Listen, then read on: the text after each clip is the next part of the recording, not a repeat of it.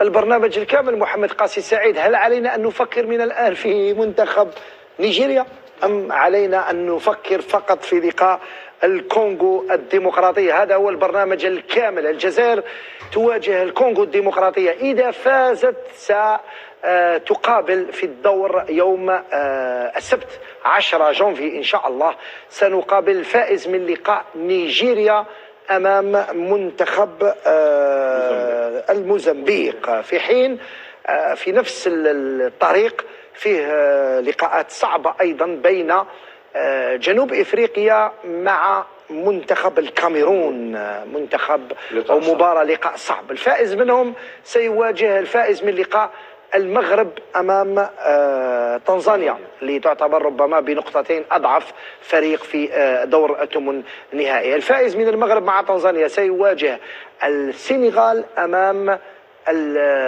على بالنا بلي ما نسقسيكش على الجزائر، طبعا كلنا نتمناو تأهل المنتخب الجزائري. كيف ترى لقاء جنوب افريقيا امام الكاميرون؟ شفت الكاميرون وشفت جنوب افريقيا. مقابلة صعيبة، ولكن انا نرشحها. نعم. نرشح المنتخب الكاميروني. الكاميروني اللي واش قدم في هذه الدورة هذه نرشحه. نيجيريا امام منتخب الموزمبيق. ما فيش كلام. نيجيريا ما تتوقعش مفاجأة؟ ما كاش مفاجأة. يعني الجزائر إذا تأهلت ستواجه نيجيريا، والمنتخب المغربي أمام المنتخب التنزاني ما فيش كلام. ما فيش كلام. يعني الكاميرون أيضا راح تكون فيه صعوبات. جنوب افريقيا مع الكاميرون. قلت لي الكاميرون ستواجه المغرب. من تعتبر بأنه عنده، إذا ما كانوا يعني الحكام عادلين والافار عادله، نشوف الكاميرون تمر، يعني قد تواجه الكاميرون في النصف النهائي. نعم. نروحوا للجهة المقابلة، أعطينا الجهة المقابلة من هيه ونشوفوا مع سمير عماري كيف ترى اللقاءات الأخرى. أعطينا الجهة المقابلة الفوق، ابدأ لي بالفوق طبعا.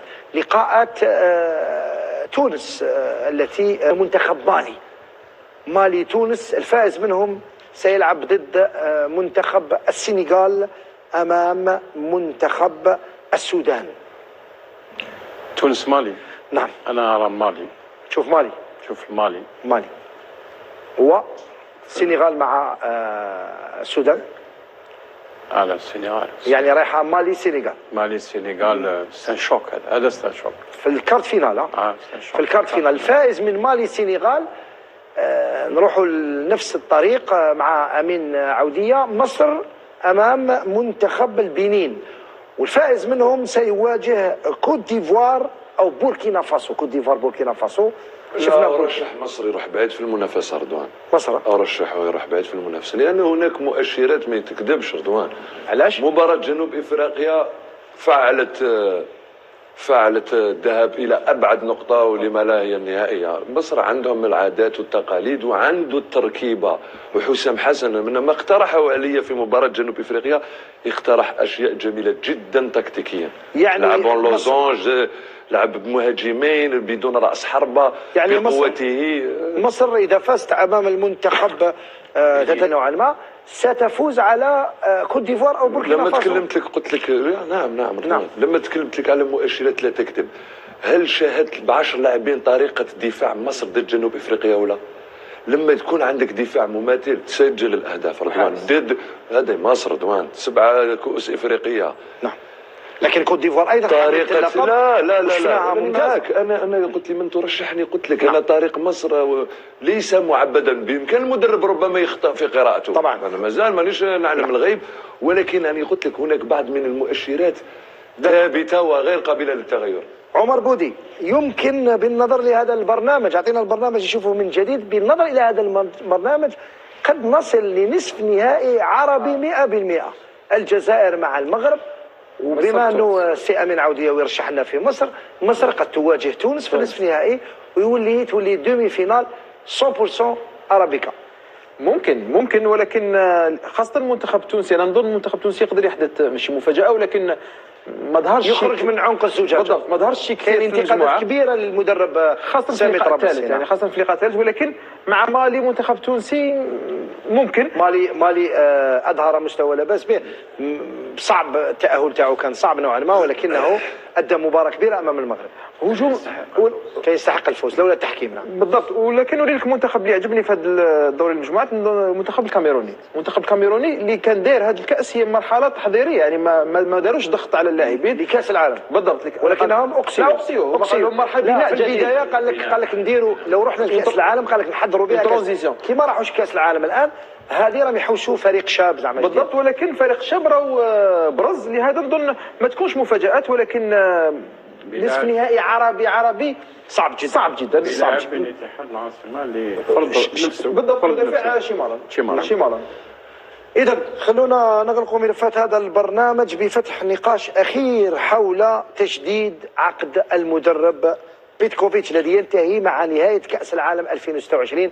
نعطي المعلومة اليوم أنه المدرب بعد الذي حدث لحد الآن مع المنتخب الجزائري يقال والعهدة على الراوي أنه مطلوب من بعض المنتخبات بما أنه عقده ينتهي بعد 6 أشهر. هل أنت سمير عماري مع تجديد العقد الآن أو أن ننتظر نهاية الدورة ولكل حديث حال؟ Quand on est normalement constitué وإنسان عاقل وصالح la première chose اللي ديرها تعطي une proposition de prolongation de contrat. ما على بالناش اللي عطاو له بروبوزيسيون. قلت لك لما تكون إنسان عاقل وتعرف منطقي. أنا بيرسونالمون كنت نستنى لا كوب دافريك. لا كوب دافريك عطاتني أكثر من كنت نتفائل عليه جوسكا ماتنون. هل تغير رأيك إذا قصي المنتخب أمام الكونغو الديمقراطية؟ أنا المنتخب الوطني قدم مستويات جيدة. اللعب في المستوى كرة القدم فيها فائز. نقدروا نخسروا نقدروا نخسروا بلي بينالتي، ولكن لا ما نتكلمش على لي بينالتي. لو كان لا قدر الله بعيد الشر لو نخسروا مثلا امام ما نقدموش الاداء المرجو امام الكونغو، هل ستغير رايك؟ ليبوتيز انا مانيش شايفها، باسكو المستوى اللي قدمه المنتخب الوطني حيطلع، حيزيد يطلع، يقدر يخسر. هذا هو هذه كرة القدم. ولكن كونت اون في ان بيلون دو ترافاي تاع بيتكوفيتش الانسان العاقل يدير له اون برولونغاسيون دو كونترا. ولكن السؤال يا رضوان سي فاسيل دو فار اون برولونغاسيون دو كونترا، اون بروبوزيسيون، لكن اسك يقبلها لك؟ اون ا فيكو لا ميزافونتور مع ريلوزيتش وشفنا لوزيتش ما قدرناش نقارديوه لاسباب بالك اخرى، بالك لاسباب اخرى باش حكايه اخرى. حالي لوزيتش هو متواجد في سيدي موسى وغوركيف دخل الى مركز سيدي موسى كمدرب قادم. انا جيت في الاخر ديالك من الاخر باللي ما قدرناش نقارديوه. دونك